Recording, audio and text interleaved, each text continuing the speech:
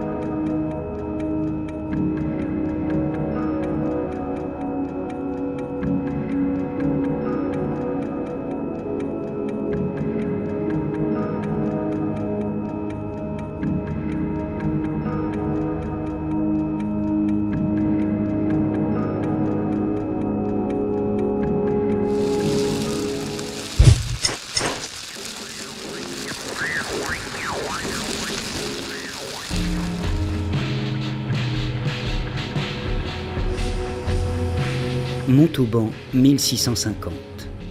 Violette Marubin habite place des Couverts numéro 2. Il entreprend l'écriture de sa vie et décrit la vitalité de la ville. Il raconte de surprenants mystères dont il est le témoin.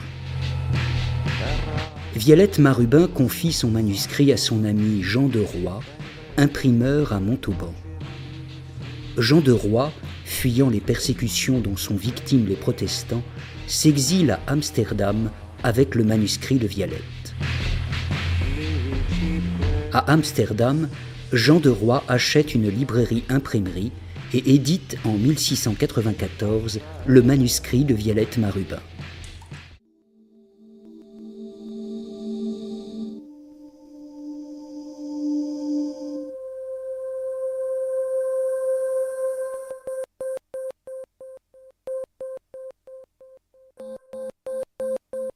Violette décrit ceux qui ne sont plus vivants et qui ne sont pas complètement morts, ceux qui errent dans la demi-mort et qui hantent Montauban dans un trépas inachevé.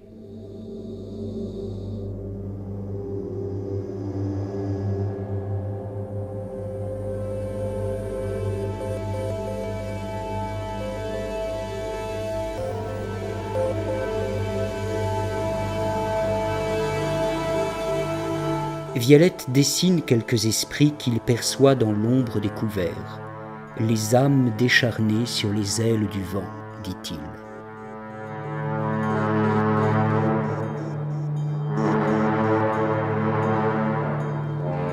Il faut attendre plusieurs siècles pour que les historiens s'intéressent au traité de demi-mort de Violette Marubin et que les premières photographies révèlent les fantômes des couverts.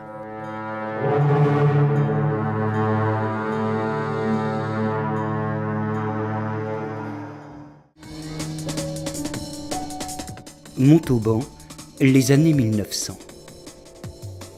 Au numéro 2 de la place nationale, la famille Dane détient une imprimerie spécialisée dans la carte postale. L'aîné, Clément Dane, est passionné par les techniques photographiques. Il photographie la ville sans relâche. Parfois, Clément Dane photographie l'invisible.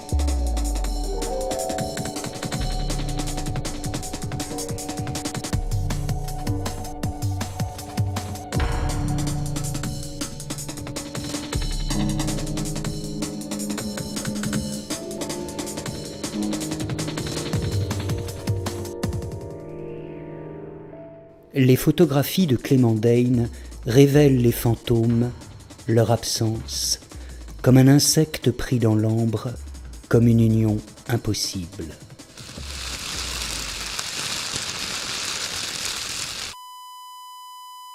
Montauban, les années 2010.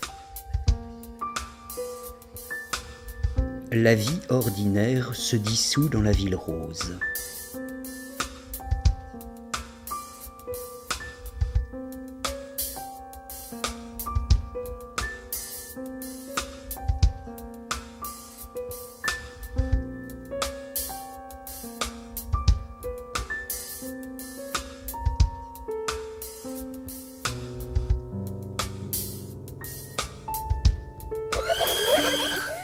La vieille place des Couverts, au cœur de Montauban depuis toujours, fut le théâtre d'événements sanglants.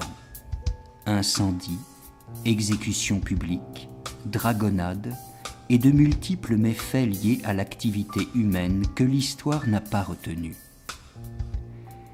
La couleur des murs de briques est rose pour certains, ocre pour d'autres. Pour Violette Marubin, elle est sanguinastre sécheron, sang séché, la couleur qui conserve le passé sous son aspect le plus funeste.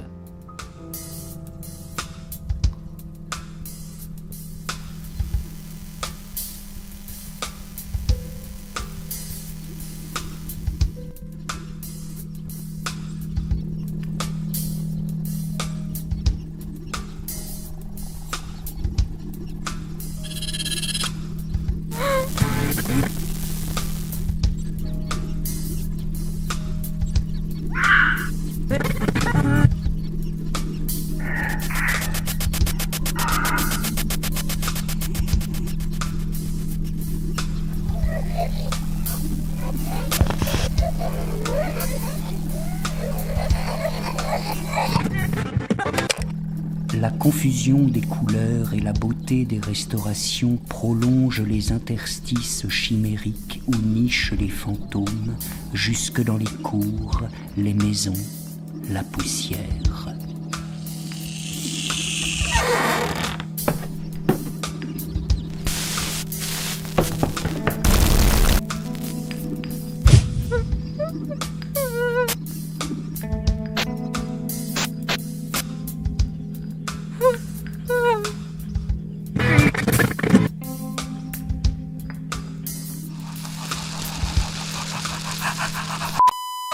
Par la contamination des perceptions, le vent humide, la main froide d'un enfant.